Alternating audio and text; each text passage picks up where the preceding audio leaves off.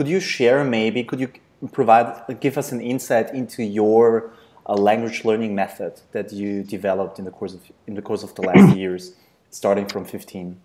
Well, we don't have much time to talk about it because it would take a long time anyway. But Right, I would say okay. that to make a long story short, I Right. would say that what I do is languages are like systems. So when you have one system, which is your own native tongue, and then you have the other system, the target language, Right. you have to understand how to figure out how the other system works.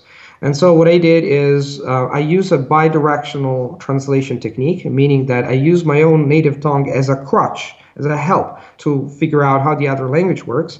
And by translating things back and forth, meaning from, say, let's suppose that I'm learning German. So I take, for example, I translate from German into Italian.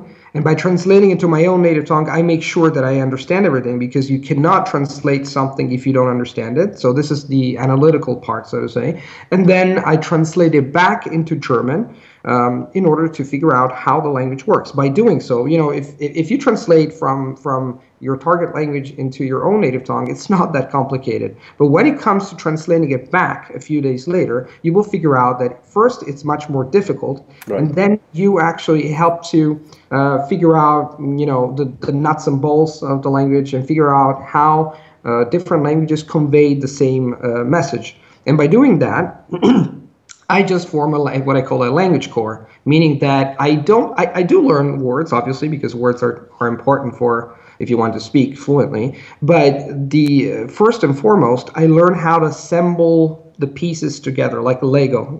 Right. I learn how to form sentences. You don't need, according to the statistics, actually, the amount of words that we use in daily conversation is just a tiny part of the overall amount of words that exists in a language. So what I do is first I make sure that I am able to put things together. And then obviously I add quantity to quality. So at the beginning, it's quality work. I work on the language according to by and through this technique. And then I expand it.